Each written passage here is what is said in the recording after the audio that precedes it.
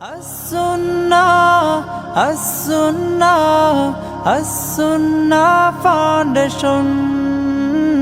As-Sunnah, As-Sunnah, As-Sunnah Foundation. আসসালামু আলাইকুম ওয়া রাহমাতুল্লাহি ওয়া বারাকাতুহু। আলহামদুলিল্লাহ ওয়াসসালাতু ওয়াসসালামু আলা রাসূলিল্লাহ ওয়া আলা আলিহি ওয়া আসহাবিহি ওয়া মান ওয়ালা, আম্মা বাদ। সুপ্রিয় দর্শক শ্রোতা ভাই বোন, দেশে এবং প্রবাসে যে যেখান থেকে আমাদের সঙ্গে আজকের এই সরাসরি প্রশ্নোত্তরমূলক অনুষ্ঠান শরীআই সমাধানে যোগ দিয়েছেন, আপনাদের সকলকে আন্তরিক অভিনন্দন এবং মোবারকবাদ জানিয়ে শুরু করছি আমাদের আজকের পরিবেশনা।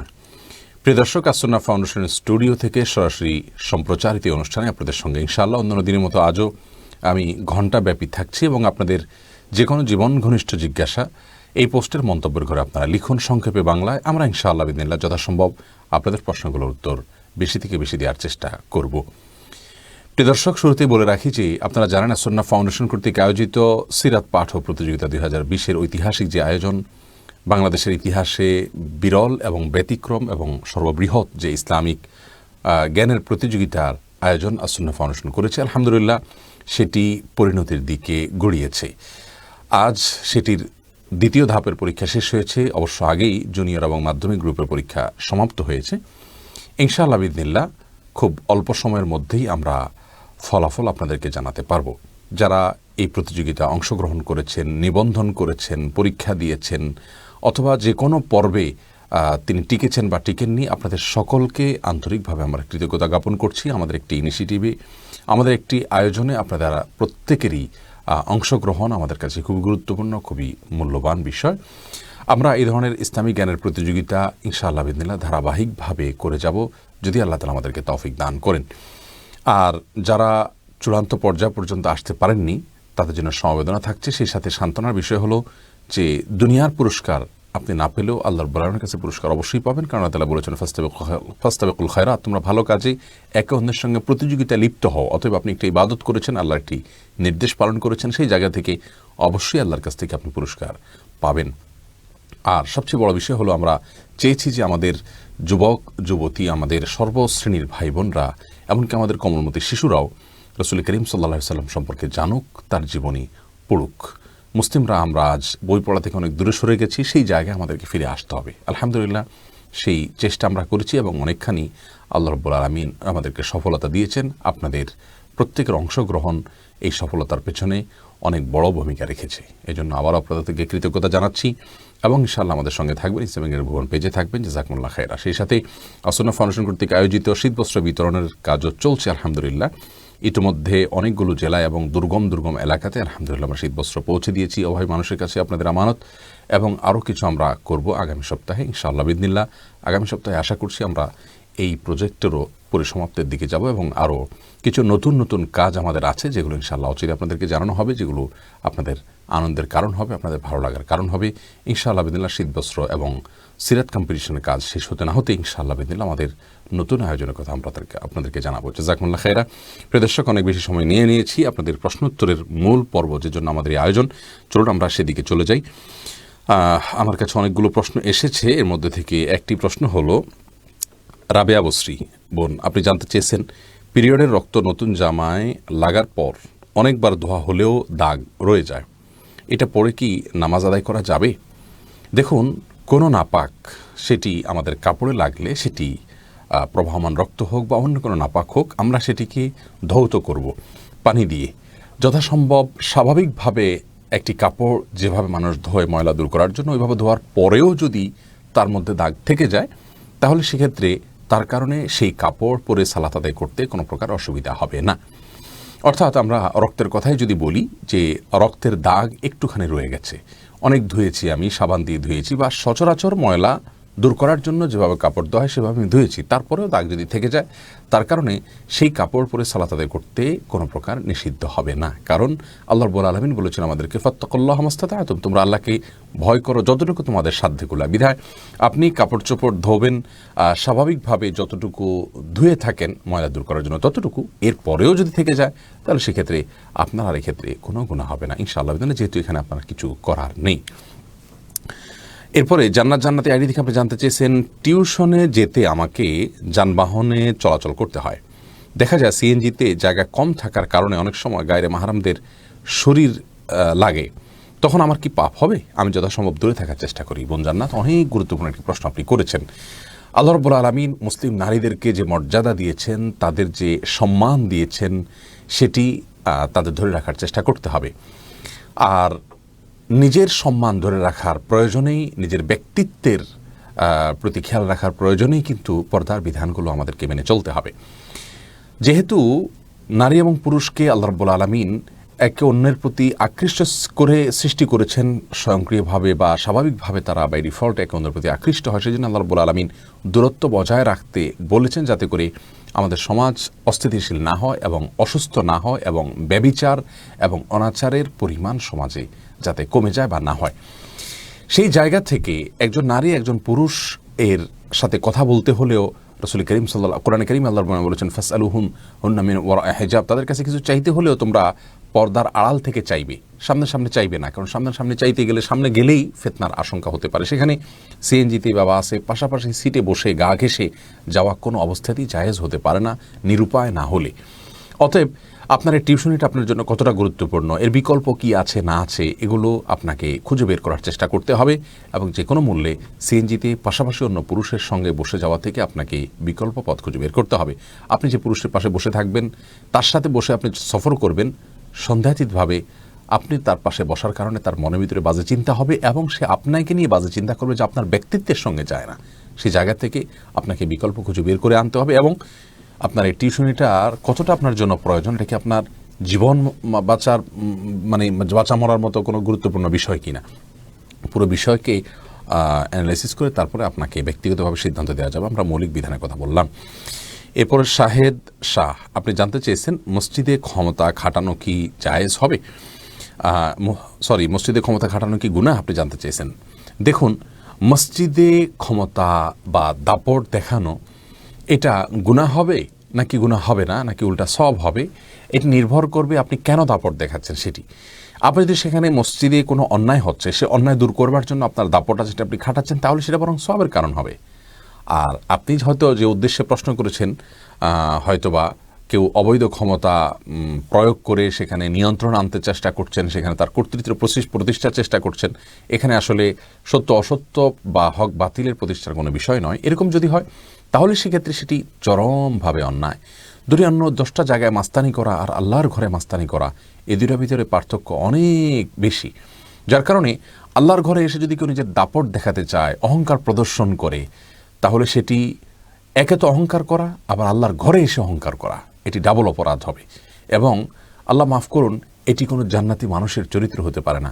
জান্নাতি মানুষ নিরীহ হবেন, বিনয়ী হবেন, সত্যকে প্রতিষ্ঠা করার চেষ্টা করবেন, কিন্তু নিজের ক্ষমতা বা দাপট এটা দেখাবার জন্য কোনো কমিটিতে বা কোনো মসজিদে বা কোনো দিনী প্রতিষ্ঠানে কন্ট্রোল বা নিয়ন্ত্রণ করবার জন্য যে অসুস্থ প্রতিযোগিতা আমাদের সমাজে দেখা যায়, এটি কোনো সভ্য মানুষের কাজ নয়। কখনো সে লোক আল্লাহর প্রিয় বান্দা হতে পারবেন না বা তিনি জান্নাতি কোনো মানুষ হওয়ার কথা নয়। আল্লাহ তাআলা আমাদের সবাইকে হেফাজত রাখুন এই সমস্ত অসুস্থ প্রতিযোগিতা থেকে। নুসরাত জাহান, আপনি জানতে চেয়েছেন রোজা অবস্থায় ঠোঁটে মেরিল দিলে রোজা ভেঙে যাবে? নুসরাত, রোজা অবস্থায় ঠোঁটে মেরিল দিলে রোজা ভাঙবে না, যদি আপনি স্বাভাবিকভাবে মেরিল দেন। যেমন আমরা যদি কোনো তেল ব্যবহার করি, তার কারণে আমাদের রোজা ভঙ্গ হবে না। ঠোঁট শুকিয়ে ফেটে যাচ্ছে, সেই কারণে আপনি হালকা করে মেরিল দিলেন, হয়তো কিছুটা আপনার জিহ্বার সাথে যাবে, কিন্তু এই যাওয়ার কারণে ইনশাআল্লাহ আপনার সিয়াম ভঙ্গ হবে না। তবে হ্যাঁ, যদি ঠোঁট না ফাটে, তাহলে সেক্ষেত্রে ঠোঁটে বিনা প্রয়োজনে মেরিল দেওয়ার কোনো উচিত হবে না। এবং সেই সাথে লিপস্টিক ব্যবহার করেন মেয়েরা অনেকে, রোজা রেখে সেটা করা উচিত হবে না, কারণ এটা কোনো প্রয়োজনীয় কোনো কাজ নয়। বিশেষ করে ঠোঁটের সাথে এটি জিহ্বার মাধ্যমে এটি আমাদের পেটে যাবে, পাকস্থলিতে যাবে, সেই জায়গা থেকে অ্যাভয়েড করা উচিত। তবে হ্যাঁ, যদি ঠোঁট ফাটে, তাহলে সেক্ষেত্রে এটি আপনি তেলের মতো ইউজ করতে পারেন, যেহেতু আপনার ঠোঁট ফাটার সমস্যা রয়েছে। আব্দুল হাই, আপনি আইডি থেকে জানতে চেয়েছেন রাইড শেয়ারিংয়ে হোন্ডাতে পুরুষের পেছনে মহিলারা যাতায়াত করে, এ ব্যাপারে শরীয়তের নীতিমালা কি? ভাই আব্দুল হাই, আমরা একটু আগেই সিএনজিতে মহিলা পুরুষ একসাথে চলাচলের যে বিধিবিধান বলেছি, একই কথা এখানেও প্রযোজ্য হবে। একান্ত যদি নিরুপায় না হয়, কেউ ফেসে গেছেন, কোনো বিপদে পড়ে গেছেন, বাধ্য হয়েছেন বিধায় তিনি কোনো পুরুষের পেছনে বসে তাকে যেতে হচ্ছে, সেটা অবশ্য এমনভাবে বসেছেন যে তার শরীরের সাথে শরীর টাচ না করে। আজকাল তো দেখা গেল যে যিনি বাইক চালাচ্ছেন তার পেছনে একটা ব্যাগ দিয়ে দিলে আড়াল করা যেতে পারে এবং নিজে আড়াআড়ি করে বসলেন। এভাবে দূরত্ব বজায় রেখে যদি যেতে হয়, বাধ্য হয়ে নিরুপায় হয়ে কোনো বিপদে পড়ে গেছেন, হঠাৎ কোথাও যেতে হচ্ছে, তাহলে সেক্ষেত্রে তার জন্য সেটুকু জায়েজ হবে। কিন্তু এই ধরনের সিচুয়েশন কিন্তু লাখে একটি হবে। আজকাল ঢাকা শহরে, চট্টগ্রাম শহরে, বিভিন্ন গুরুত্বপূর্ণ শহরগুলোতে আমরা দেখি যে রাইড শেয়ারিংয়ের এই সেবায় দেখা যায় অনেক মা বোনরা পুরুষদের পেছনে বসে চলে যাচ্ছে। এটা ব্যক্তিত্বের সঙ্গে যায় না। আপনার গায়ের গ্রাম থেকে সে মনে মনে আপনাকে নিয়ে বাজে এবং কুরুচিপূর্ণ চিন্তা করবে। সেই দুশ্চরিত্র মানুষটাকে, সেই ছোট নজরের মানুষটাকে আপনাকে নিয়ে মনে মনে জেনা করার সুযোগ দেওয়া, এটা বোধহয় আপনার ব্যক্তিত্বের সঙ্গে যায় না। অবশ্যই এটা থেকে আমাদের দূরে থাকতে হবে। এটা ইসলামের শরীয়তের দৃষ্টিকোণ থেকে জায়েজ নাই, অনন্য উপায় না হলে। এরপরে রাহাত জাকি আপনি জানতে চেয়েছেন, বাবা মা তালাক না হওয়া সত্ত্বেও আলাদা থাকলে ছেলে মেয়ের জন্য করণীয় কি হবে? ছেলে মেয়ের জন্য করণীয় হবে তাদের প্রতি শ্রদ্ধা পরিপূর্ণভাবে রেখে তাদেরকে একত্র করার চেষ্টা করতে হবে। যদি সেরকম অ্যাবিলিটি ছেলের থাকে, মেয়ের থাকে, তাহলে সেক্ষেত্রে বড় হয়ে থাকলে তারা অবশ্যই সে উদ্যোগ নেবেন এবং নিজেদের যত কৌশল আছে, নিজেদের যত শক্তি সামর্থ্য আছে, সবগুলো দিয়ে তাদেরকে একত্র করার চেষ্টা করুন। শক্তি সামর্থ্য বলতে আমি এখানে শারীরিক শক্তি প্রয়োগ করার কথা বলছি না। যাই হোক, আর যদি অন্য কারোর মাধ্যমে তাদেরকে বোঝানোর সুযোগ হয়, সেটাও অব্যাহত রাখতে হবে। অর্থাৎ তাদেরকে একত্র করার, যেহেতু তারা পৃথক থাকার কারণে গুনাহগার হচ্ছেন, অতএব সেই গুনাহ থেকে তাদেরকে বাঁচানোর জন্য আপ্রাণ চেষ্টা করতে হবে এবং কাউন্সেলিং অ্যারেঞ্জ করতে হবে। সব চেষ্টা নিজে, অন্য লোকের মাধ্যমে, দোয়ার মাধ্যমে, বিভিন্নভাবে তাদেরকে একত্র করার চেষ্টা করেও যদি সন্তান ব্যর্থ হয়ে যান, তাহলে বাই ফোর্স তাদেরকে একত্র করতে তিনি যাবেন না। বল প্রয়োগ করে, তাদের প্রতি জুলুম করে, এরকম কোনো কিছু করে তাদেরকে একত্র করতে যাবেন না, বরং তাদের বিষয়টিকে আল্লাহর কাছে ছেড়ে দিতে হবে সর্বশেষ পর্যায়ে। যদিও এটি আমাদের জন্য কষ্টের, কিন্তু নিজে থেকে কোনো অন্যায় আমাদের করে তারপরে তাদেরকে মেলানোর কোনো চেষ্টা করার সুযোগ নেই। রিপন আলম জানতে চেয়েছেন, জাপানে আছি, ব্যাংক থেকে লোন নিয়ে বাড়ি করার ব্যাপারে জানতে চাই। ভাই রিপন, আমি জাপানে কিছুদিনের জন্য গিয়েছিলাম একটি দাওয়াতি সফরে। সেখানে আমি অবস্থানকালীন সময়ে আমাদের প্রবাসী বাংলাদেশি ভাইদের কাছ থেকে জানতে পেরেছি যে সেখানে ব্যাংক লোন ছাড়া বাড়ি করা অলমোস্ট অসম্ভবের মতো, এবং সবাই কমবেশ এই ব্যাংক লোনের মাধ্যমে বাড়ি করে থাকেন। যেহেতু জাপানে কোনো ব্যাংক আপনাকে সুদ মুক্ত কোনো লোন দিবে না এবং খুবই সীমিত পরিসরে দেওয়া হয়, এই সমস্ত স্কোপ থাকে, সে লোভগুলো আমরা সামলাতে না পেরে অনেকেই লোন নিচ্ছি। এটি সম্পূর্ণরূপে হারাম একটি কাজ। যে জিনিসটি হারাম সেটা অল্প হারাম, বেশিও হারাম। মাহাররামা কাসীরুহু ফাকলিলুহু হারাম। যেটা বেশি পরিমাণে হারাম সেটা অল্প পরিমাণটাও হারাম হবে।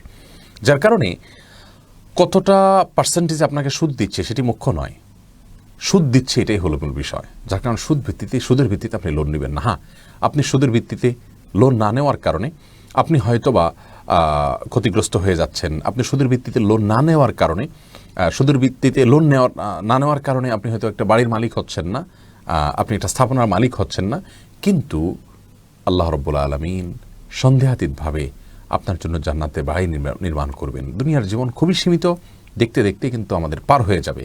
এই সময়টা পার করতে গিয়ে আল্লাহ তাআলার এত বড় একটা জঘন্য অপরাধ আমাদের করা উচিত নয়। হ্যাঁ, যদি কোনো ইসলামিক কোনো প্রতিষ্ঠান থাকে যারা লোন দেয় শরঈ নিয়ম অনুযায়ী, তাদের থেকে আপনি লোন নিতে পারেন। শাহ আলম আপনি জানতে চেয়েছেন, সিজদায় দোয়া করার নিয়ম জানতে চাই। সিজদায় দোয়া করবেন, আপনি স্বাভাবিকভাবে দোয়া করবেন। এখানে তো দোয়ার মধ্যে হাত তোলার প্রশ্নই ওঠে না, যেহেতু সিজদায় আপনার হাত জমিনে থাকবে, ফ্লোরে থাকবে। সেক্ষেত্রে আপনি আল্লাহর রাব্বুল কাছে মনে মনে দোয়া করবেন, মুখেও দোয়া করতে পারেন। বিশেষ করে নফল সালাতে যত বেশি সম্ভব দোয়া করবেন। রাসূল করিম সাল্লাল্লাহু আলাইহি ওয়াসাল্লাম বলেছেন, সহিহ মুসলিম হাদিসে বর্ণিত হয়েছে, আকরাবু মা ইয়াকুনু আল-আবদু মিন রাব্বিহি ওয়া হুয়া সাজিদ। বান্দা আল্লাহ তাআলার সবচেয়ে নিকটে যেতে পারে সিজদা অবস্থায়। যার কারণে ফাকসিরু ফীহি মিনাদ দুআ, তোমরা সিজদা যখন থাকবে আল্লাহর কাছে বেশি বেশি করে দোয়া করবে, বেশি বেশি করে চাইবে। এজন্য সিজদা বেশি বেশি করে আল্লাহর কাছে চাওয়া উচিত। আল্লাহর সবচেয়ে কাছে গিয়ে যদি আল্লাহর কাছ থেকে আপনি কিছু চেয়ে নিতে চান, তাহলে সিজদা গিয়ে আল্লাহর কাছে দোয়া করবেন। বিশেষ করে নফল নামাজে, তাহাজ্জুদে বা অন্যান্য সময় সিজদা পড়ে নামাজের মধ্যেই আপনি আল্লাহর কাছে দোয়া করবেন। কোরআন হাদিসের দোয়া বর্ণিত তো অবশ্যই দোয়াগুলো করতে পারেন। কোরআনের দোয়া, হাদিসে বর্ণিত দোয়া, মাতৃভাষায়ও দোয়া করতে পারবেন। এই মতটি অধিকতর শক্তিশালী এবং উলামাদের মত। যদি অনেক উলামা ইকরাম বলেছেন যে না, সলাতের মধ্যে মাতৃভাষায় দোয়া চলবে না, কোরআন হাদিস বর্ণিত দোয়া করবেন এবং মনে মনে আপনি দোয়া করতে পারেন। এবারে কারোর দ্বিমত নেই। আপনি তাসবিহ সুবহান রাব্বিয়াল আলা বলছেন, আর এদিকে আপনি আপনার আকৃতিগুলো মনে মনে পেশ করছেন। আল্লাহ তাআলা যেহেতু মনে খবর রাখেন, সেটিও জায়েজ রয়েছে। দুঃখিত। এরপরে প্রশ্ন ইসমাইল হুসাইন আপনি করেছেন, রাস্তার পাশে বা ফুটপাতে মানুষের হাঁটার জায়গা দখল করে যারা ব্যবসা করেন তাদের রুজি কতটা হালাল হবে?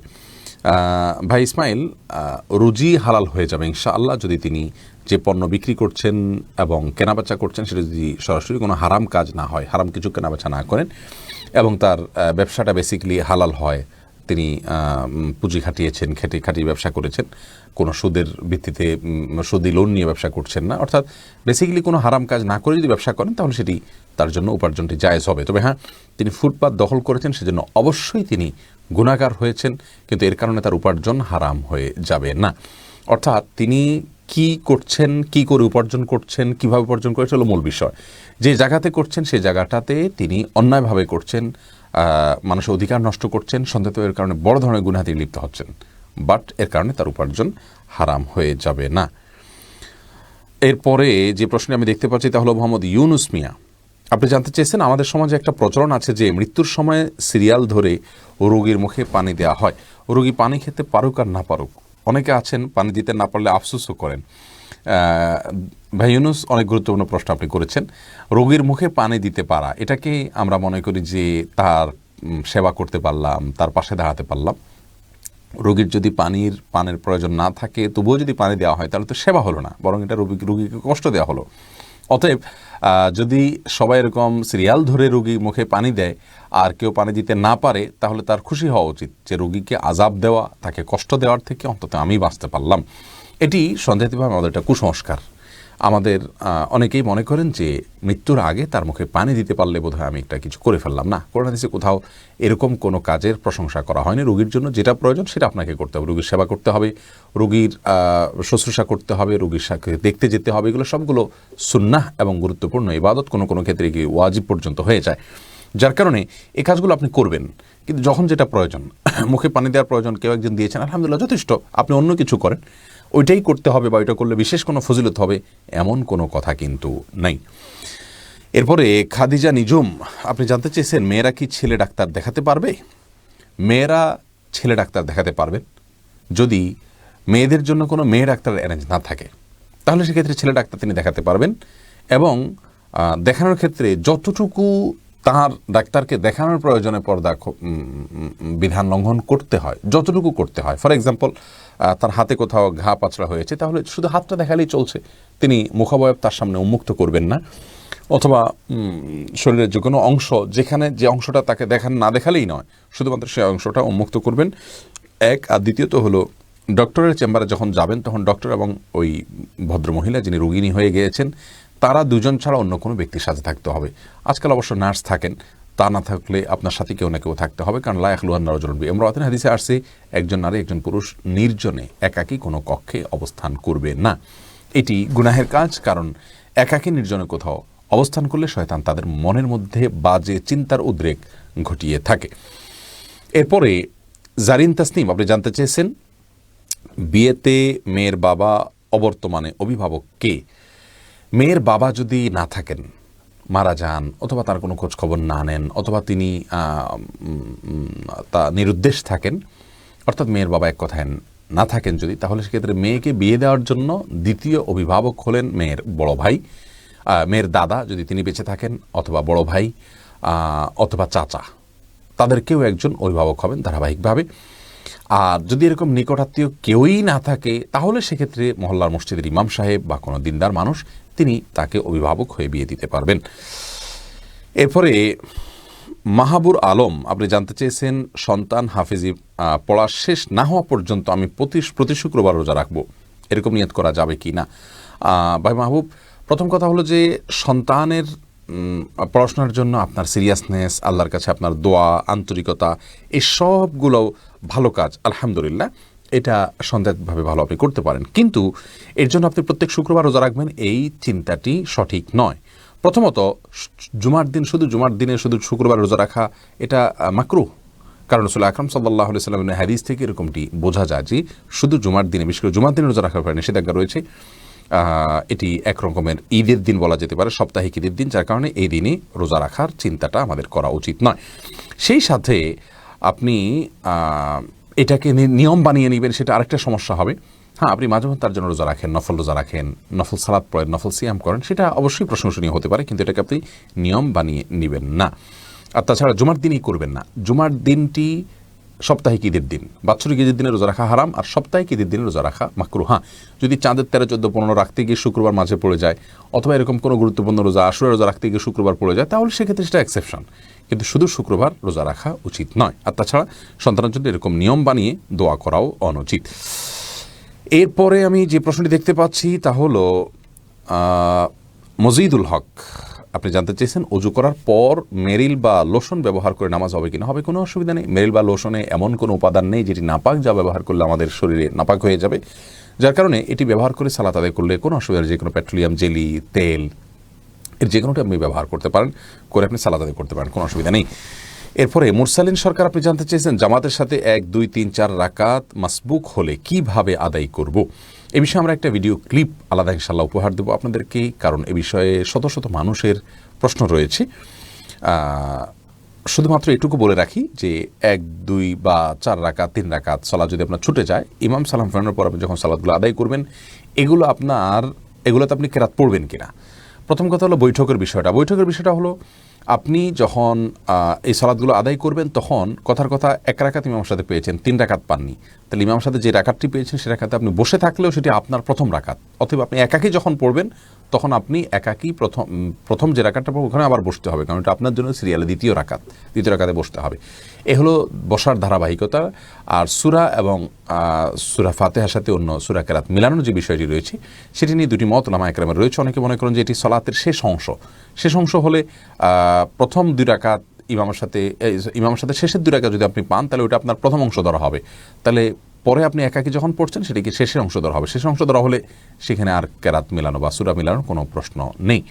আর যারা মনে করেন যে না, আপনি একাকী যেটা পড়ছেন সেটি আপনার প্রথম অংশ, তাহলে সেক্ষেত্রে তাদের দৃষ্টিভঙ্গি অনুযায়ী আপনাকে সূরা কেরাত মিলাতে হবে। বিস্তারিত দলিল নিয়ে আমরা আলোচনা করে কোনটা অধিক শক্তিশালী সে বিষয়ে আমরা কথা বলবো ইনশাআল্লাহ বিইذনিল্লাহ।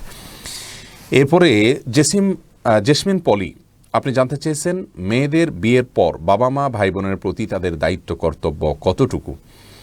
মেয়েদেরকে তো এত বেশি সুযোগ ইসলাম দিয়েছে, সত্যি এটা পুরুষদের জন্য ঈর্ষার বিষয়। কারণ মেয়েদের জীবনে তার নিজের ব্যয়ভারই তার উপরে বহন করা অবশ্য কর্তব্য নয়। কোনো না কোনো ক্ষেত্রে তার জীবনের সকল স্তরে এসে কারোর না কারোর অভিভাবকত্বে তিনি থাকেন, কেউ না কেউ তার ব্যয়ভার বহন করতে বাধ্য। এক্ষেত্রে তিনি নিজে যেহেতু তার নিজের ব্যয়ভার বহন করতে বাধ্য নন, বরং তার ব্যয়ভার তার বাবা, তার বড় ভাই, তার স্বামী, তার বড় ছেলে অথবা কেউ না কেউ তার অভিভাবক হিসাবে তার ব্যবহার বহন করতে বাধ্য, সেখানে তিনি আরেকজনের ব্যবহার বহন করার জন্য কোনো প্রকার বাধ্যবাধকতা তার জন্য থাকবে না, সেটাই স্বাভাবিক। আর মাসআলাটা এরকমই, অর্থাৎ মেয়েদের বিয়ের পর মা বাবা ভাই বোনদের প্রতি তাদের বিশেষ কোনো কর্তব্য নেই, অর্থাৎ ফিনান্সিয়াল কোনো কিছু তাদেরকে সাপোর্ট করা জরুরি না। তবে হ্যাঁ, এজ এ আত্মীয় তাদের খোঁজখবর নেওয়া, তাদের বিপদে তাদের পাশে যেভাবে সম্ভব হয় তার সাধ্যে যেটুকু আছে সেটুকু নিয়ে দাঁড়ানো, তাদের সহমর্মিতা দেখানো, তাদের সাথে সম্পর্ক রক্ষা করে চলা, সুসম্পর্ক বজায় রেখে চলা, এগুলো সবগুলো কিন্তু আত্মীয়তার বন্ধন হিসাবে, বন্ধন রক্ষার প্রয়োজনের তাগিদে এগুলো সবগুলো করা কিন্তু অবশ্য কর্তব্য, সেগুলো অবশ্যই করতে হবে। আর অর্থ করে যদি থাকে, নিজস্ব অ্যাবিলিটি থাকে, তাহলে সেটা দিয়ে ভাই বোন যদি অভাবী হন তাদেরকে অবশ্যই সাহায্য করতে হবে যদি অ্যাবিলিটি থাকে তার। এটা তার নৈতিক বিষয়, কিন্তু শরীয়ত তাকে এর জন্য বাধ্যবাধকতা দেয়নি। এমডি আলাউদ্দিন হাওলাদার জানতে চেয়েছেন, কেউ যদি হারাম ইনকাম করে, সে যদি হাদিয়া দান করে, তাকে গ্রহণ করা যাবে? আপনাকে যিনি হাদিয়া দিয়েছেন তিনি যদি হারাম উপার্জন করেন, দেখতে হবে যে তার শুধুই কি হারাম উপার্জন, অন্য কোনো হালাল উপার্জন কি নাই।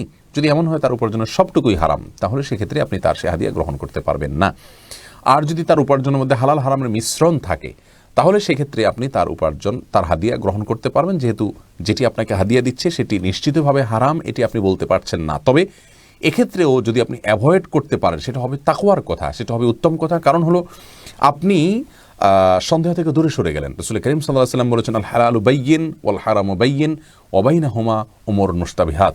হালাল সুস্পষ্ট, হারামও সুস্পষ্ট, আর এত দুবয়ের মাঝখানে কিছু বিষয় আছে যেগুলো ধোঁয়াশাপূর্ণ, যেগুলো হালাল হারাম নিরূপণ করা কঠিন হয়ে যাচ্ছে। এগুলো থেকে যদি কেউ দূরে থাকে, তাহলে সে তার তাকওয়াকে, সে তার ঈমানকে, তার দিনদারিতাকে সে বাঁচিয়ে নিল, তার আঁচলকে রিস্ক থেকে মুক্ত করে ফেললো। এজন্য হালাল হারাম মিশ্রণ রয়েছে এমন উপার্জনকারী ব্যক্তির উপঢৌকনকে আপনি যদি অ্যাভয়েড করেন, সেটা যদি আপনি না গ্রহণ করেন, সেটা হবে আপনার জন্য তাকওয়ার দাবি। আর যদি না গ্রহণ করলে সমস্যা তৈরি হয়, ভুল বোঝাবুঝি তৈরি হয়, তাহলে গ্রহণ করে কোনো গরিবদেরকে দিয়ে দিবেন। তবে আপনার জন্য এটি হারাম নয়, কারণ এটা সুস্পষ্ট হারাম নয়। এরপরে এমডি মেহেদী হাসান আপনি জানতে চেয়েছেন নারীদের গাড়ি চালানোকে শরীয়ত সম্মত। দেখুন, নারীদের গাড়ি চালানো নিয়ে নানা রকম কথা আছে। আমার কাছে যে মতটি সবচেয়ে বেশি শক্তিশালী মনে হয় তা হলো, যদি সফরের দূরত্বে তারা যদি না যায়, এক জায়গা থেকে আর জায়গা ধারে কাছে কোথাও গেল, দোকান টোকানে কোথাও গেল একাকি, তাহলে সেটি তাদের জন্য জায়েজ রয়েছে। এবং যদি এটি সফরের দূরত্ব পর্যন্ত যাওয়ার মতো ব্যাপার থাকে তাহলে সেটি জায়েজ নাই। আর আজকাল বিশেষ করে গাড়ি চালিয়ে যদি তারা বাইরে যান, একটা অ্যাক্সিডেন্ট হতে পারে, কোনো একটা সমস্যা হতে পারে, সেক্ষেত্রে সেগুলো কিভাবে তিনি দূর করবেন, এই বিষয়গুলো মাথায় রেখে একান্ত নিরুপায় না হলে আসলে এই পথ এর উন্মোচন না করাই ভালো।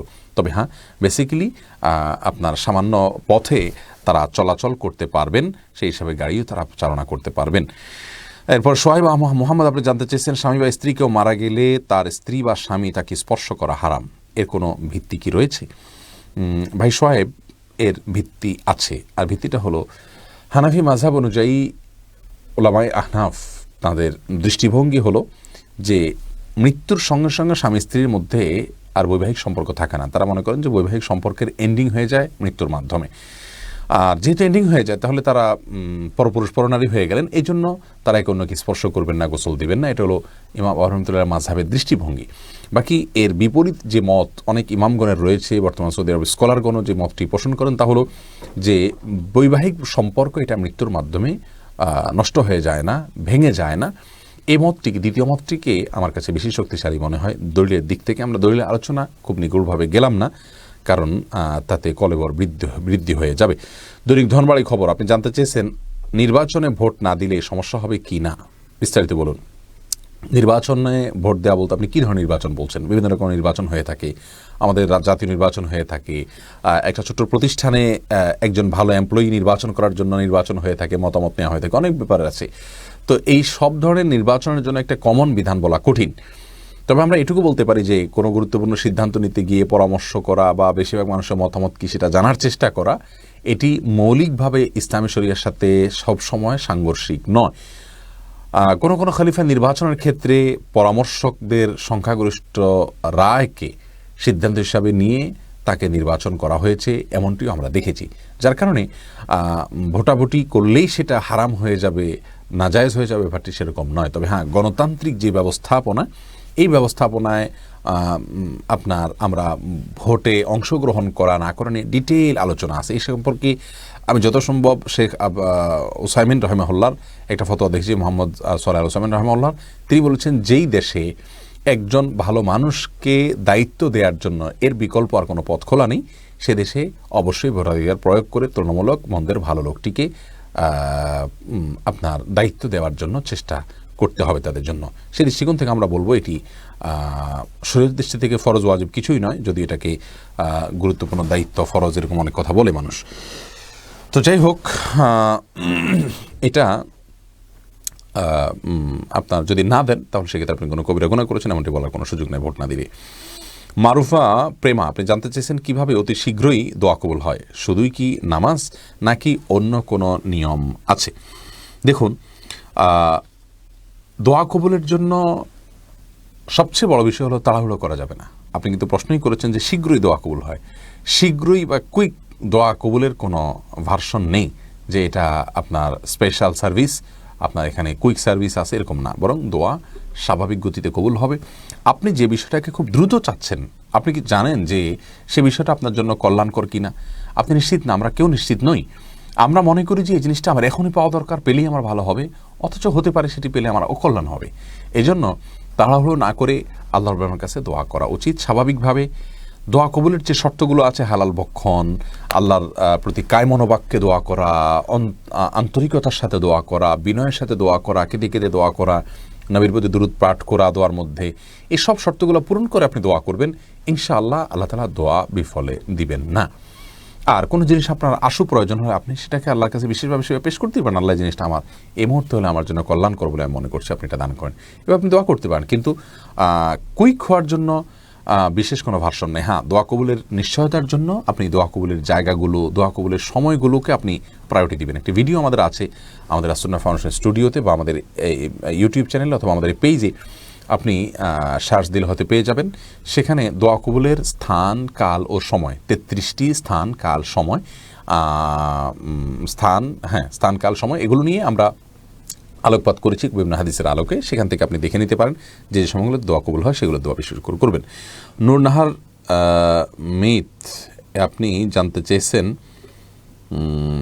জান্নাতে আপনার সম্ভবত আইডি নামটা চেঞ্জ করতে হবে বোন। নূর নাহার মাইয়েত লেখা আছে, নাহার হবে না, নুরুন নাহার হবে, হয়তো ছোট হা হবে। আর মাইয়েত, মিত কেন লিখেছেন আমি জানি না, এটা মাইয়েতের মতো দেখা যাচ্ছে, অর্থাৎ মৃত। এটা নামটা চেঞ্জ, শুদ্ধ করতে হবে। আপনি আরবিতে লিখেছেন, কিন্তু শুদ্ধ আরবি কোনো আলেমের কাছে দেখিয়ে নেবেন। জান্নাতে আমরা কোন ভাষায় একে অপরের সাথে কথা বলবো, যেহেতু আমরা বিভিন্ন ভাষাভাষীর মানুষ?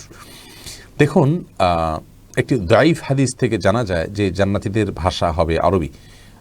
হাদিসটিকে কোনো কোনো মুহাদ্দিসগণ জাল পর্যন্ত বলেছেন, অর্থাৎ আহিবুল আরব আলী সালাস ফাইন্নি আরবি ওয়াল কোরআন আরবি ওয়া কালামু আহলিল জান্নাতে আরবি।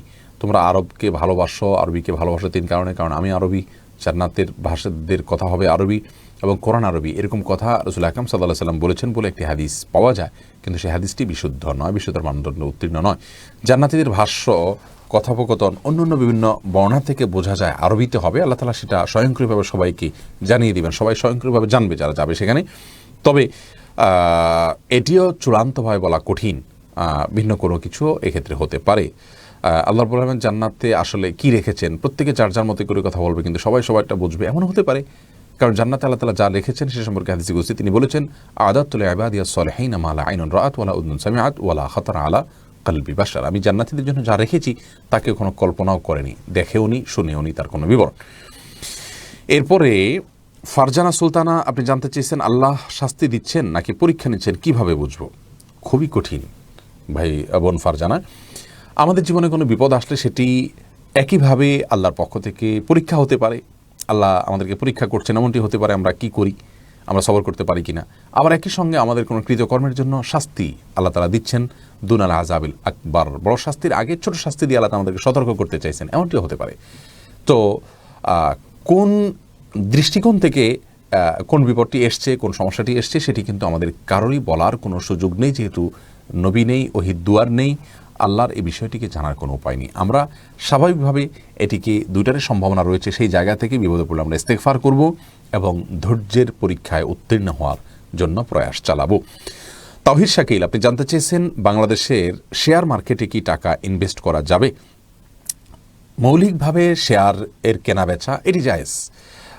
শেয়ার কেনাবেচা জায়েজ হবে যদি যে কোম্পানির শেয়ার আপনি কিনছেন সেই কোম্পানির যদি ব্যবসা হালাল হয়। কথার কথা একটা ভালো প্রোডাক্ট তাদের আছে, সেই প্রোডাক্ট এর প্রোডাকশনই এই কোম্পানির কাজ, সেই কোম্পানির শেয়ার আপনি কিনলেন, এটা হালাল প্রোডাক্ট আছে, তাহলে সেক্ষেত্রে আপনি সেই কোম্পানির শেয়ার কিনতেই পারেন। কিন্তু বাংলাদেশের শেয়ার ব্যবসা বা শেয়ারের বাজার আমরা জানি যে এটা অনেকটা জুয়ার মতো একটা পর্যায়ে গিয়ে দাঁড়িয়েছে, বিধায় এটাকে অ্যাভয়েড করাই হবে তাকওয়ার দাবি। এমনিতে মৌলিকভাবে শেয়ার ব্যবসা এটাকে হারাম বলার কোনো কারণ নেই। রাশেদুল হক রিফাত, আপনি জানতে চেয়েছেন এমন একটা চাকুরি যেটাতে নিরীহ গরিব গ্রাহকদের কাছ থেকে মাত্রাতিরিক্ত অর্থ নেওয়া হয়েছিল, এ ব্যাপারে লজ্জিত, এখনও এ ব্যাপারে লজ্জিত। এত মানুষকে খুঁজে পাওয়া খুবই কঠিন, এখন কি করলে এর প্রায়শ্চিত্ত করা যাবে? ভাই রাশেদ, আপনি চাকরি করছেন, কর্তৃপক্ষ গরিব গ্রাহকদের কাছ থেকে যদি প্রতারণামূলক বা অন্যায়ভাবে অর্থ আত্মসাৎ করে থাকে আর আপনি তাদের শুধুমাত্র সহযোগী হয়েছেন, তাহলে সেক্ষেত্রে এখানে দায়টা কোম্পানির উপরে বর্তাবে, আপনার উপরে সরাসরি বর্তাবে না। হ্যাঁ, আপনি তাদের সহযোগী হিসাবে অপরাধী হয়েছেন, সেজন্য আল্লাহর কাছে আপনি ইস্তেগফার করবেন। এখানে যেহেতু অর্থটা আপনি ভোগ করেননি সরাসরি, অতএব আপনার তাদেরকে অর্থ পরিশোধ করতে হবে না। আর যদি আপনি নিজে করে থাকেন প্রতারণা, আপনি নিজেই মালিক হয়ে থাকেন বা আপনি নিজে সেটা তাদের থেকে নিয়ে আপনি নিজে ভোগ করেছেন সরাসরি, এরকম হয়, তাহলে সেক্ষেত্রে তাদের সম্পদ তাদের কাছে ফিরিয়ে দিতে হবে, তারা বেঁচে না থাকলে তাদের ওয়ারিসদের কাছে ফিরিয়ে দিতে হবে। আর এত মানুষকে খুঁজে পাওয়া সম্ভব হলে তাদের পক্ষ থেকে যে পরিমাণ অর্থ আপনি আত্মসাৎ করেছেন সেই পরিমাণ অর্থ দান করে দিয়ে আপনাকে মুক্ত হতে হবে, তা না হলে আপনি মুক্তি লাভ করবেন না। মনির, আপনি প্রশ্ন করেছেন আমি প্রতি রমজান মাসে জাকাত দিয়ে থাকি। আমরা চিটাগাংয়ে ফ্ল্যাটে থাকি, রমজানে কিছুদিন আগে যে ফ্ল্যাটে আমরা থাকি ওই ফ্ল্যাটটি বিক্রি করে ঢাকায় একটি ফ্ল্যাট কিনব, কিছুদিন এই টাকাটা ব্যাংকে থাকবে, তাহলে কি ওই টাকার জাকাত দিতে হবে? দেখুন, আপনি ফ্ল্যাট বিক্রি করলে ওই টাকাটা যদি আপনার কাছে 1 বছর স্টে করে তাহলে জাকাত আসবে। 1 বছরের কম যদি স্টে করে নগদ টাকাটা ব্যাংকে, তাহলে সেক্ষেত্রে সেটার জাকাত আপনার আসবে না। 1 বছরের কম থাকলো, 6 মাস 8 মাস থাকলো, এরপর ওটা দিয়ে আপনি আরেকটা ফ্ল্যাট কিনে ফেললেন অথবা জমি কিনে ফেললেন বা এমন কোনো খাতে ওটাকে ইনভেস্ট করলেন যেই খাতে ইনভেস্ট করার ফলে কিন্তু আপনার জাকাত আসে না, এরকম কোনো খাতে দিলেন। কথা বলতে একটা গাড়ি কিনে বাজারে রাস্তা নামিয়ে দিলেন, ভাড়ায় খাটাচ্ছেন, বা ফ্ল্যাট কিনলেন, এরকম কোনো কাজ যদি ব্যয় করেন 1 বছর আগে তাহলে ওই টাকা জাকাত দিতে হবে না। এরপর আয়াত ইসলাম আপনি জানতে চেয়েছেন, আচ্ছা মেয়ে বাচ্চা হলে কি আজান দেওয়া যাবে, আর মেয়েরা কি আজান দিতে পারবে? অনেক সময় ছেলেরা থাকে না। মেয়ে বাচ্চা হলেও আজান দিবেন। আর আজান দেওয়া সম্পর্কিত হাদিসগুলো আসলে খুব বেশি যে শক্তিশালী তা নয়, বরং বিন বাজ রাহিমাহুল্লাহ আজান বাচ্চার নবজাতকের ভূমিষ্ঠ হওয়ার পর তার কানে আজানের বিষয়ে হাদিসগুলোকে অ্যানালাইসিস করে বলেছেন বেশিরভাগ হাদিস জয়ীফ, কিন্তু অনেকগুলো হাদিস বর্ণিত হয়েছে এটা করা যেতে পারে। ফজিলতের মতো বিষয়, হাদিসের জফের যে মাত্রা তাতে এটা করা যেতে পারে, খুব বেশি গুরুত্বপূর্ণ না হলে এটা করা যেতে পারে। তবে মেয়েরা নাও, ছেলেরাই আজান দিবেন এবং মেয়ের বাচ্চা হলেও আজান দিবেন, পৃথক করা হয়নি হাদিসের ছেলে মেয়ে আলাদা করে। মাহদি হাসান আপনি জানতে চেয়েছেন বাবার ঘুষের টাকার সম্পদ, এক্ষেত্রে বাবার মৃত্যুর পরে সম্পদের বিধান কি? আপনি যদি জানেন যে ঘুষের টাকার কি পরিমাণ টাকা ঘুষে, সেটা বের করে ওই টাকা রাষ্ট্রের হলে রাষ্ট্রের টাকা ফেরত দিবেন, ব্যক্তি মালিকানা পাওয়া গেলে তাদেরকে ফেরত দিবেন, আর সেটা নিরূপণ করা সম্ভব না হলে একটু আগে যেটি বলেছি অর্থাৎ কোনো কল্যাণমূলক খাতে ওই পরিমাণ টাকা বের করে দিতে হবে, ওইটা আপনাদের জন্য ভোগ করা যায় হবে না। নুসরাত জাহান আপনি জানতে চেয়েছেন ভার্সিটিতে ফর্ম ফিল আপের সময় কান বের করা ছবি চায়, এক্ষেত্রে কি করা যায়? হ্যাঁ, আপনি তো এটার ক্ষেত্রে নিরুপায়, আপনার আইডেন্টিফিকেশনের জন্য বা যে কোনো কারণে হোক যদি আপনাকে বাধ্য করা হয় সেক্ষেত্রে আপনি এই ছবি দিতে পারেন। সাদিয়া ইসলাম জানতে চেয়েছেন ফরজ গোসলের সময় সতরের উপরে কাপড় উঠলে করণীয় কি? গোসল শেষে আবার উজু করা লাগবে কি না? না, এর জন্য উজু করা লাগবে না, আর সতরের উপরে কাপড় উঠে গেলে উজু ভঙ্গ হয় না। ফারহানা জারিন আপনি জানতে চেয়েছেন ইসলামে অঙ্গদানের বিষয়ে কি অনুমতি আছে? চোখ, কিডনি, হৃৎপিণ্ড এগুলো দান করা যেতে পারে। কোনো মানুষ যদি প্রয়োজন হয়, কেউ যদি অভাবে পড়ে যায়, আপনি দিতে পারেন, কিন্তু এগুলো যদি ট্র্যাডিশনালি দেন, অর্থাৎ কারো লাগলে লাগবে, আমার এটা পচে গেলে শেষ হয়ে যাবে, দরকার কি আমি দান করে গেলাম। অনেকেই এমনটি করে থাকেন যে জীবদ্দশায় তার বিভিন্ন অঙ্গ বিভিন্ন প্রতিষ্ঠানে দান করে যান, এটা জায়েজ নাই, এটা হারাম, কারণ এটি মানবতার অপমান। আপনার নিজেকে বিনা প্রয়োজনে আপনি কেটে ছিঁড়ে শেষ করার অনুমতি দিয়ে দিচ্ছেন, কোনো দরকার নেই। বিনা প্রয়োজনের জন্য বলছি যে সাধারণত মানুষের এই সমস্ত অঙ্গ প্রত্যঙ্গগুলোর যখন প্রয়োজন হয় তখন জীবদ্দশা যারা আছেন তারা কেউ না কেউ তার হেল্প করেন বা কারো না কারো থেকে পাওয়া যায়, বিধায় আপনি অগ্রিম এটা দিয়ে রাখার প্রয়োজন নেই। এটা অগ্রিম দিয়ে যাওয়া আলমে বারজাখের যে বিধিবিধান রয়েছে সেটার প্রতি অবিশ্বাসের সাথে অনেকটা সাদৃশ্যপূর্ণ হয়ে যায়, যার কারণে অবিশ্বাসকারীদের সাথে যেন সাদৃশ্যপূর্ণ না হয় সেজন্য অগ্রিমভাবে মানুষের শরীরের বিভিন্ন অঙ্গ প্রত্যঙ্গ দান করে যাওয়া জায়েজ নাই, হারাম।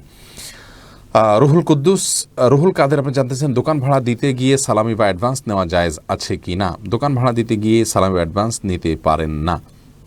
আপনি যদি দোকানে কোনো মালামাল সে নষ্ট করে ফেলতে পারে এরকম জায়গা থেকে তার থেকে নিতে চান তো নিতে পারেন, সেক্ষেত্রে আপনার ওই সালামির টাকা বা ওই অ্যাডভান্সের টাকাটা যেভাবে রেখেছেন সেভাবে তাকে ফেরত দিতে হবে। এটা নিয়ে আপনি ভোগ করলেন, ব্যবসায় খাটালেন, এটা কিন্তু আপনার জন্য সেক্ষেত্রে জায়েজ হবে না, কারণ জামানতের টাকাটা আমানতের মতোই।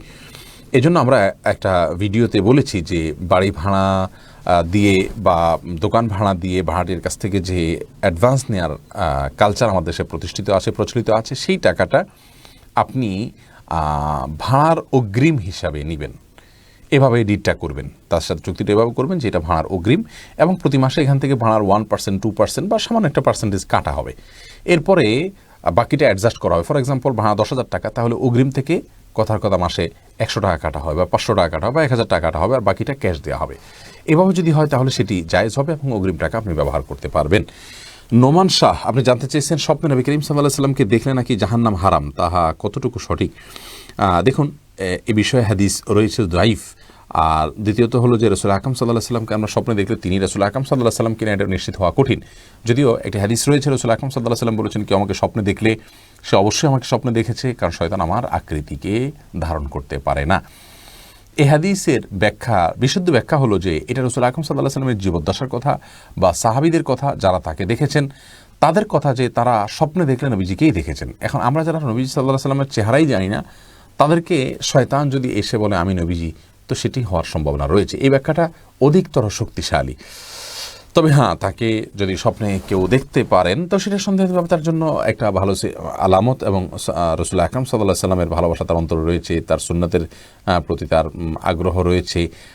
এটি যেমন হতে পারে তেমনিভাবে এর মাধ্যমে তিনি অনুপ্রাণিত হতে পারেন, কিন্তু এটা জরুরি নয় যে তাকে স্বপ্নে দেখলে তিনি অরিজিনালি দেখেছেন আর তাকে দেখলেই জান্নাত ওয়াজিব হয়ে যাবে, এটি বিশুদ্ধ নয়।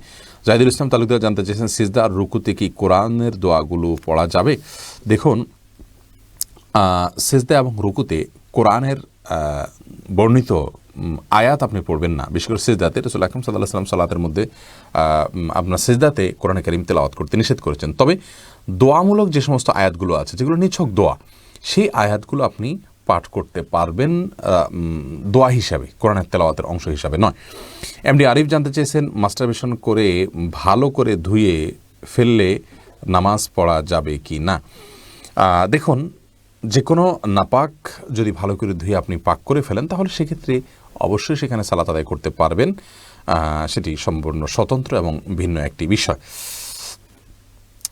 এরপরে আমি যে প্রশ্নটি দেখতে পাচ্ছি তা হলো, ভাই আবদুল্লাহ, আপনি জানতে চেয়েছেন, আমি প্রায় সময় দাঁড়িয়ে প্রসাব করি, কিন্তু দুঃখিত আপনার প্রশ্ন চলে গেলো। আনিকা এখন জানতে চান, আমার ইমান আসে না, ছেলে মেয়ে একসাথে প্রাইভেট পড়িয়ে ইনকাম করলে সে টাকাটা হালাল হবে কিনা? এই বিষয়ে আমরা বিভিন্ন জায়গায় বলেছি। দেখুন, ছেলে মেয়ে একসাথে পড়া এবং তাদেরকে একসাথে পড়ানো এগুলো জায়েজ কাজ নয়। যদি একসাথে পড়াতেই হয়, পার্টিশন দিয়ে সম্পূর্ণ পর্দার আড়ালে রেখে তাদেরকে পাঠদান করতে হবে, যাতে করে মিশ্রণের বিষয়টি না ঘটে, অর্থাৎ ফেতনা থেকে মুক্তির বিষয়টি নিশ্চিত করতে হবে। আর যদি একসঙ্গে থাকেও তাহলে সেক্ষেত্রে দুই ধারে বসবে এবং পর্দা মেনটেন করবে, যিনি পড়াবেন তিনিও তার নজরকে হেফাজত করবেন, এই বিষয়গুলো নিশ্চিত করতে হবে। এরপরে নীল মিল্কি আপনি জানতে চাচ্ছেন, ইয়েতিমদের নিয়ে কিছু বলেন, ইয়েতিমদের বিষয়ে কি জানতে চাচ্ছেন আপনি? ইয়েতিমদের সম্পদ আত্মসাৎ করাকে আল্লাহ রাব্বুল আলামিন কোরআনে কারিমে জাহান্নামের আগুন ভক্ষণ করা বলে অভিহিত করেছেন। এটি অত্যন্ত জঘন্য অপরাধ, অত্যন্ত বড় ধরনের গুনাহ। আর ইয়েতিমদের লালন পালনকারী সম্পর্কে নবী সাল্লাল্লাহু আলাইহি ওয়াসাল্লাম বলেছেন, কোনো সন্তান তার বাবাকে হারালে, অন্য কেউ তাকে লালন পালন করলে, তখন তিনি বলেছেন, আনা ওয়াকাফুল ইয়েতিম কাহাতাইন, আমি এবং ইয়েতিমের লালন পালনকারী এই দুই আঙ্গুলের মতো অবস্থান থাকবে জান্নাতে, অর্থাৎ আমার পাশেই সে থাকবে, মাঝখানে আর কোনো কিছুর আড়াল থাকবে না।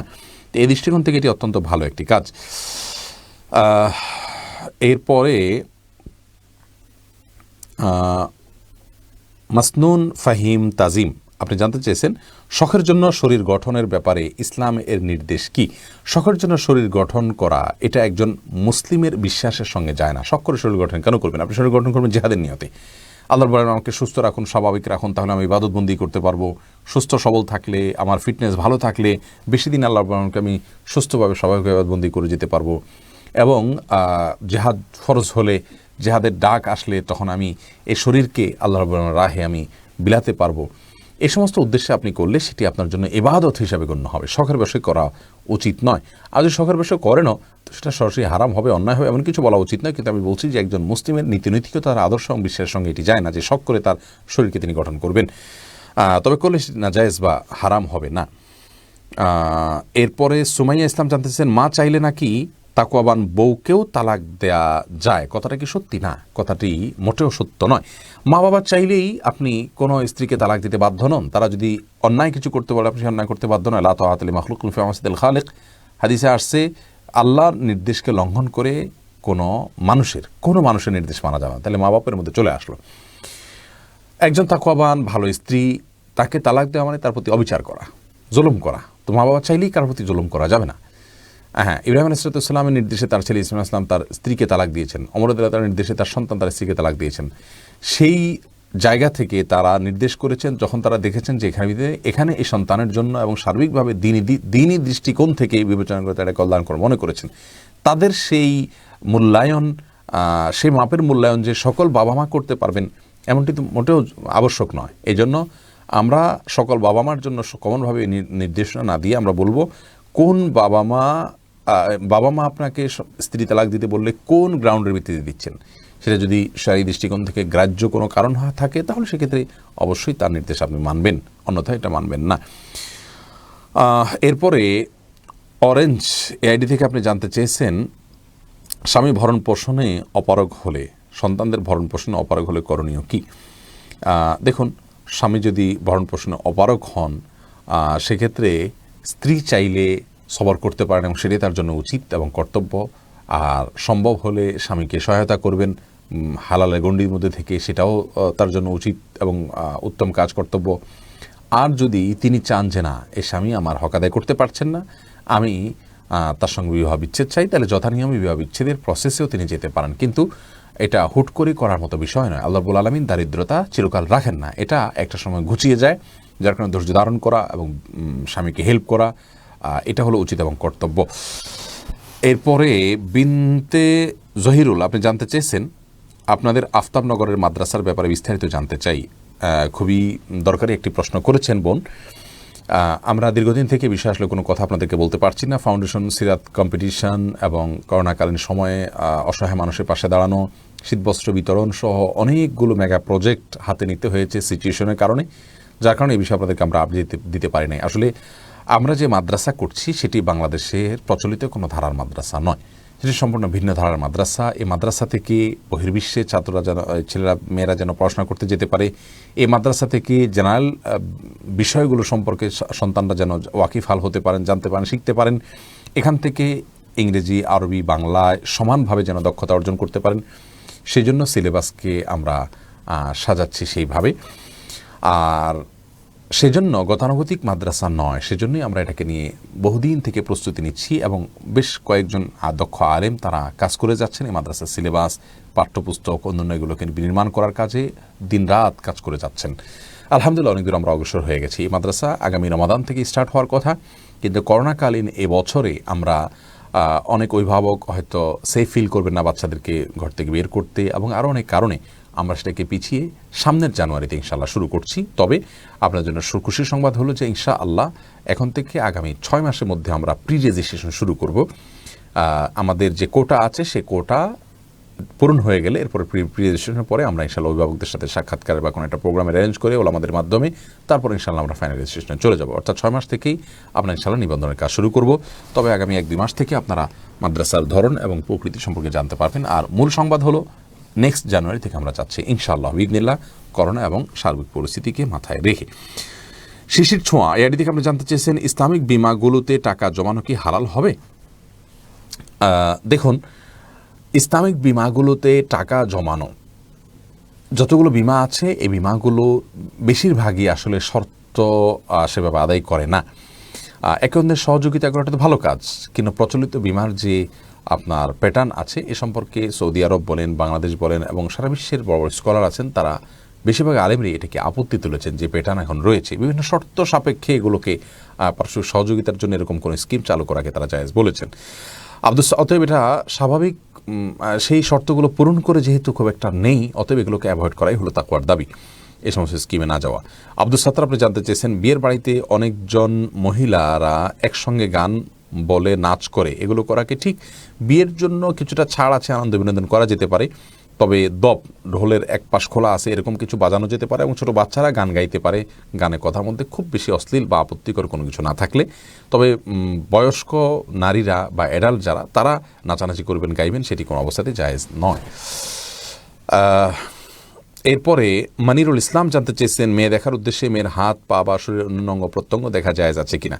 দেখুন, রাসূল করিম সাল্লাল্লাহু আলাইহি ওয়াসাল্লাম বলেছেন বিবাহের প্রস্তাব যদি কেউ কাউকে দেয় সে যেন ফানজুর ইলাইহা, তাকে নবী সাল্লাল্লাহু আলাইহি ওয়াসাল্লাম নির্দেশ করেছেন তুমি বিবাহের প্রস্তাব দিয়েছো তাহলে তাকে দেখে নাও।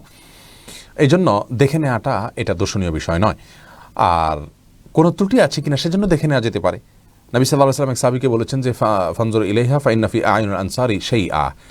কোন এক আনসারি মেয়েকে বিয়ের প্রস্তাব করেছেন একজন মুহাজির সাহাবী, তখন তিনি বলেছেন যে তুমি সেই মেয়েকে দেখে নাও, কারণ আনসারি মেয়েদের চোখের মধ্যে কিছুটা সমস্যা, ঘোলাটে ভাব বা এরকম কিছু একটা আছে, তোমার ভালো লাগে কিনা তুমি দেখে নাও। এই জন্য হাদিস থেকে বোঝা গেল যে নারীদের স্বাভাবিক যে অঙ্গ প্রত্যঙ্গগুলো তারা খোলা রাখেন, হাত, পা, মুখাবয়ব, এগুলো একজন পুরুষ বিয়ের উদ্দেশ্যে দেখতে পান। ঠিক একইভাবে মেয়েও ছেলেকে দেখতে পারেন।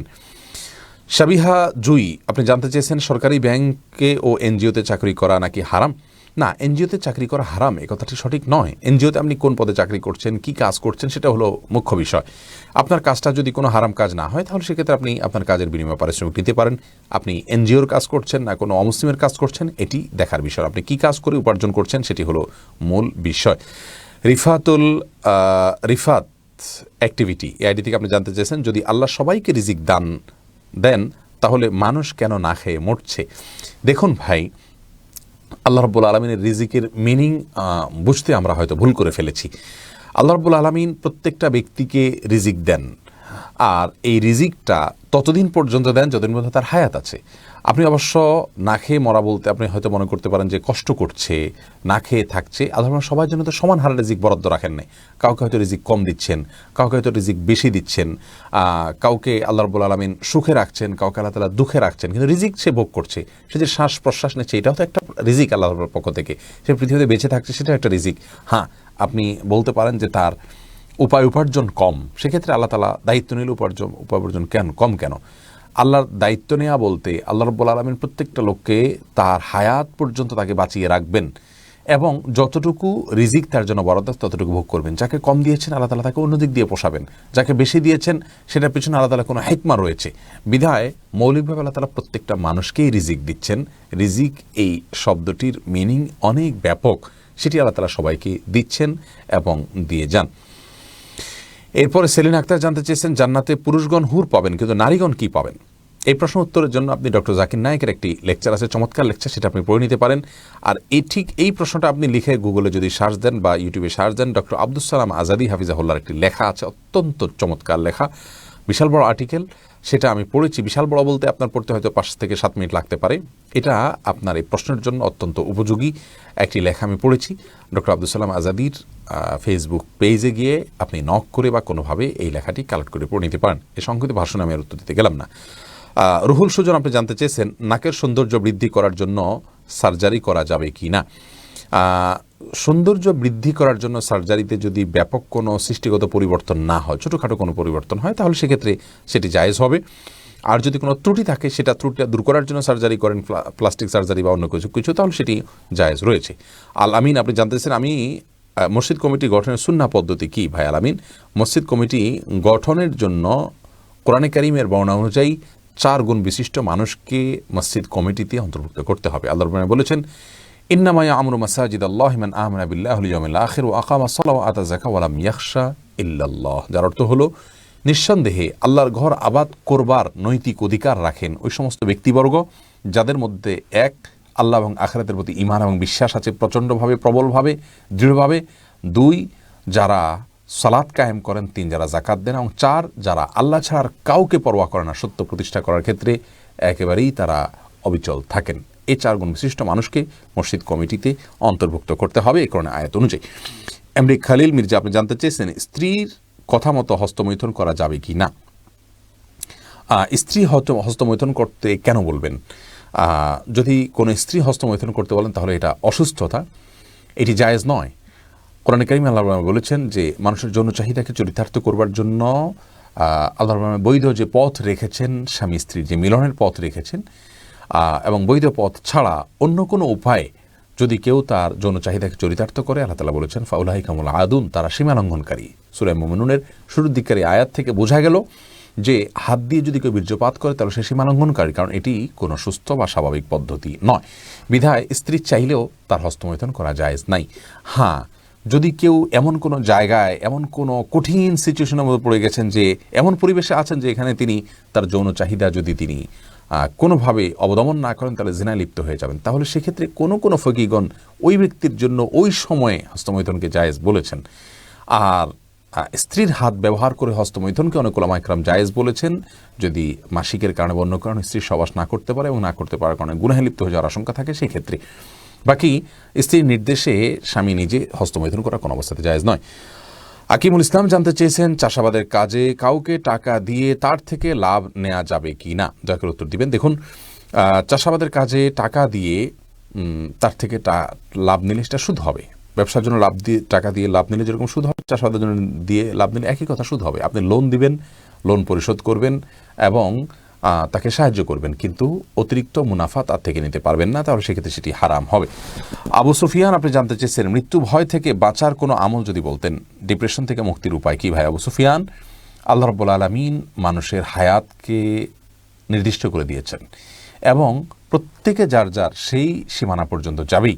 বিধায় অযাচিত কোনো মৃত্যুর ভয় থেকে বাঁচার জন্য আমরা সাবধানতা অবলম্বন করব, কিন্তু আমাদের বিশ্বাস থাকবে যে আল্লাহ রাব্বুল আলামিন আমাদেরকে হায়াত শেষ করার আগ পর্যন্ত 1 সেকেন্ড বাকি থাকতেও আমাদের মৃত্যু হবে না। বিধায় নিজেকে সে সমস্ত আয়াতগুলোর প্রতি সেগুলোর বিশ্বাস নিজের মধ্যে বাড়াতে হবে, বদ্ধমূল করতে হবে, সেগুলো বিশেষ করে পাঠ করতে হবে। ইনশাআল্লাহ বিদিনের মাধ্যমে আশা করা যায় নিজের মধ্যে মৃত্যু ভয় কমবে। আর ডিপ্রেশন দূর করবার জন্য তাহাজ্জুদে সিজদায় গিয়ে আল্লাহর সাথে কথা বলুন, কাঁদুন, দোয়া করুন, আল্লাহর সঙ্গে একান্তে সময় কাটান। ইনশাআল্লাহ বিদিনিল্লাহ এর মাধ্যমে ডিপ্রেশন কিছুটা হলেও কমবে। এবং কোনো দক্ষ আলেম এবং দিনদার, আল্লাহর সাথে ভালো সম্পর্ক রাখেন, মুত্তাকি পরহেজগার এরকম নেককার মানুষের সান্নিধ্যে যান, তার সঙ্গে একান্তে কথা বলেন, ইনশাআল্লাহ বিদিনিল্লাহ আপনি ডিপ্রেশন দেখবেন অনেকখানি কমে যাবে। এরপরে আদনান সাঈদ আপনি জানতে চেয়েছেন প্রস্রাবের পর কি পর্যাপ্ত পানি ব্যবহার করলেই হবে নাকি টিস্যু বা কুলুক ব্যবহার করা লাগবে? দুইটাই ব্যবহার করা হাদিস দ্বারা প্রমাণিত রয়েছে, আপনি দুইটাই ব্যবহার করতে পারেন। তবে সাধারণ অবস্থাতে, স্বাভাবিক অবস্থা শুধু পানি ব্যবহার করলেই আপনি পাক হয়ে যাবেন যদি পেশাবের ধারা বন্ধ হয়ে যায়।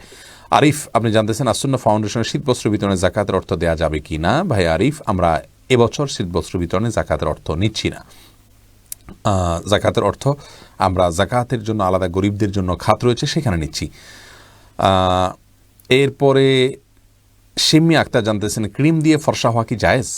আজকাল অনেকে এটি করছেন, এটি নানা কারণে না জায়েজ। প্রথমত এটি প্রতারণা, দ্বিতীয়ত আমি যতটুকু জানি এটি স্বাস্থ্যের জন্য কোনো উপকারী বিষয় নয়, তৃতীয়ত লা তাবদিল আলি খালকিল্লাহ, এটার সরাসরি এটার মধ্যে না পড়লেও অনেকটা আপনার সে জাতীয় কাজ হয় ক্রিম দিয়ে ফর্সা নিজেকে করার যে কসরত তার মাধ্যমে। অতএব এটি না করাই হবে উচিত এবং উত্তম কাজ। ফাতেমা খাতুন আপনি জানতে চেয়েছেন ফরজ সালাতের পর সাইদুল ইস্তেগফার পড়া যাবে কিনা? আপনি পড়তে পারেন, এমনিতে আপনার মনে চাইলে ইস্তেগফারের অংশ হিসাবে আপনি পড়লেন, কিন্তু নিয়ম করে আপনি যদি পড়েন এবং সবসময় পড়তে থাকেন, এটাকে যদি আপনি সালাতের আবশ্যক কোনো কাজ মনে করেন তাহলে সেক্ষেত্রে এটি জায়েজ হবে না, বরং এটি সকাল সন্ধ্যার একটি আমল। সকাল সন্ধ্যায় অর্থাৎ সকালে এবং সন্ধ্যায় আপনি সাইদুল ইস্তেগফার পাঠ করবেন। ফায়েজ আহমেদ জানতেছেন মালদ্বীপ থেকে পায়ের নখে কি মেহেদি দেওয়া যাবে? দিতে পারেন মেহেদি। অনেকে মনে করেন যে যেহেতু দাড়িতে চুলে দেওয়া হয় অতএব পায়ে দেওয়া যাবে না, দেওয়া যাবে, অসুবিধা নেই, কিন্তু পুরুষরা নয়, মেয়েরা মেহেদি ব্যবহার করবেন। আসাদুল্লাহ বিন আব্দুল ওয়াহাব জানতে চেয়েছেন গান বাজনাকে যদি কেউ জায়েজ মনে করে সে কি মুসলিম থাকবে?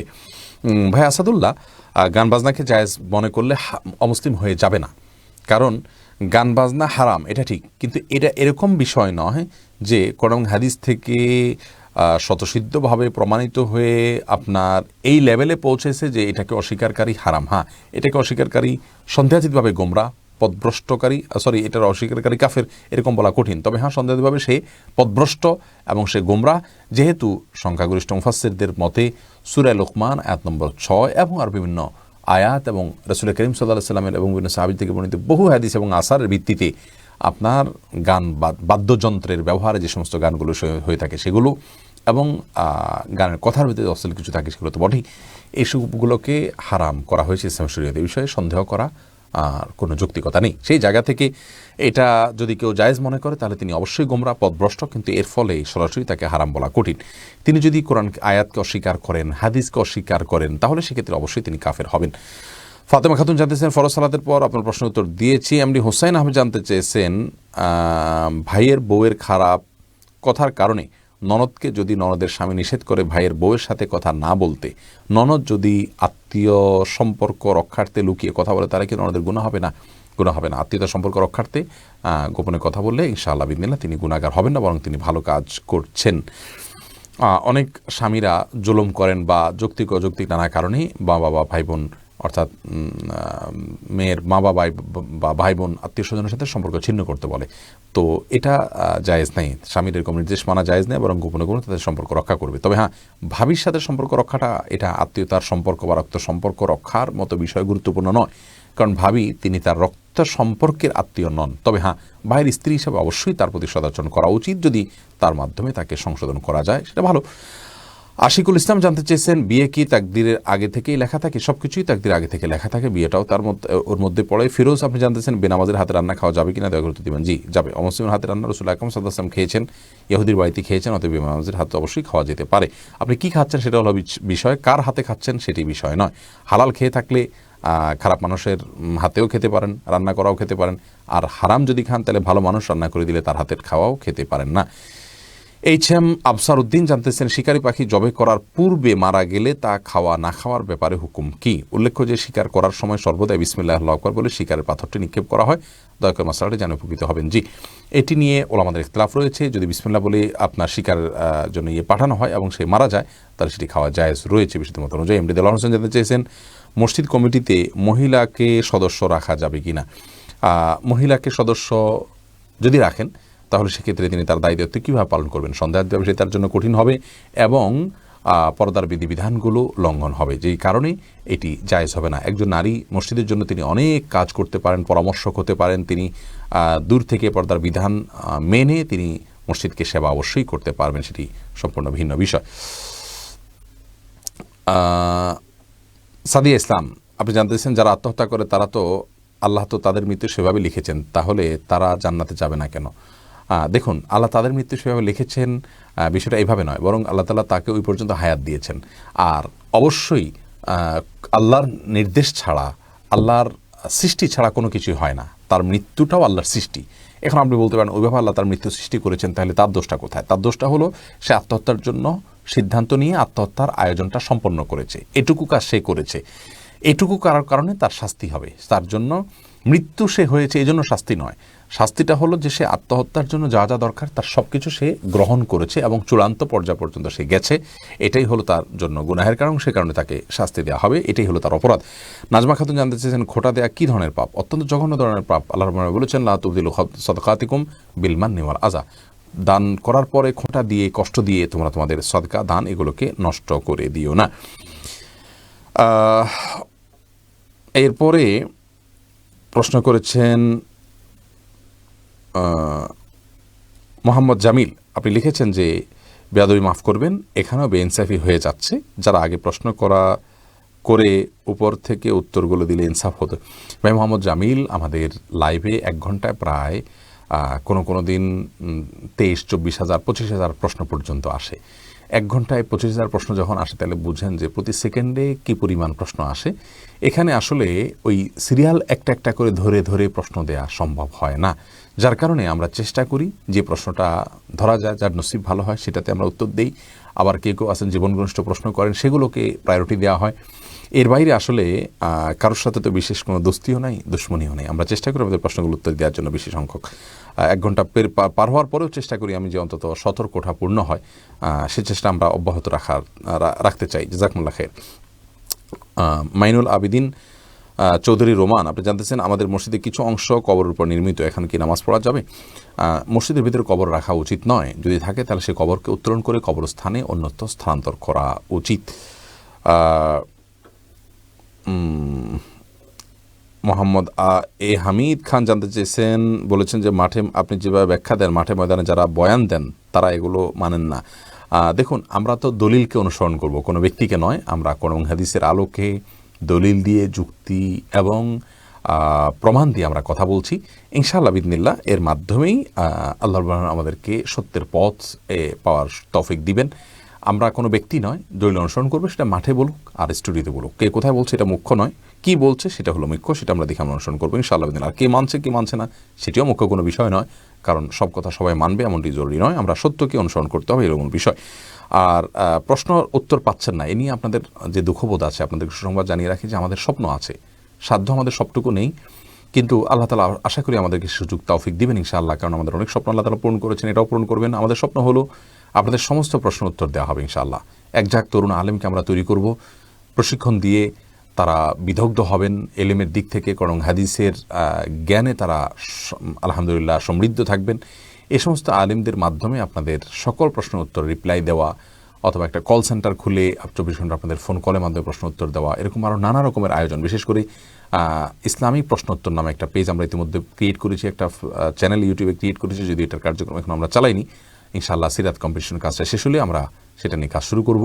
সেখানে আমাদের যে প্রশ্নগুলো আমরা দিলাম এগুলোর টেক্সট ভার্সন সেখানে ইনশাআল্লাহ পোস্ট হবে, এবং আপনাদের প্রশ্নগুলো সেখানে আপনারা করবেন, সেখানে টেক্সট আকারে আপনাদের প্রশ্ন উত্তর দেওয়া হবে।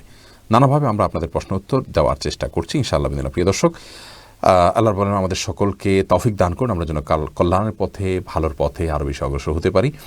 আজ নির্দিষ্ট সময় অনেক আগেই পার হয়ে গেছে, যার কারণে আর বিলম্ব না করে আজকে এখানে শেষ করছি ইনশাআল্লাহ বিদিনিল্লাহ।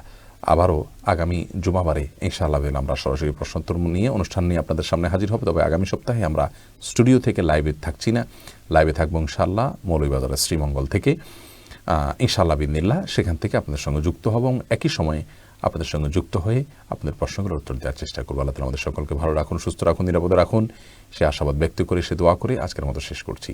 আসসালামু আলাইকুম ওয়া রাহমাতুল্লাহি ওয়া বারাকাতুহু।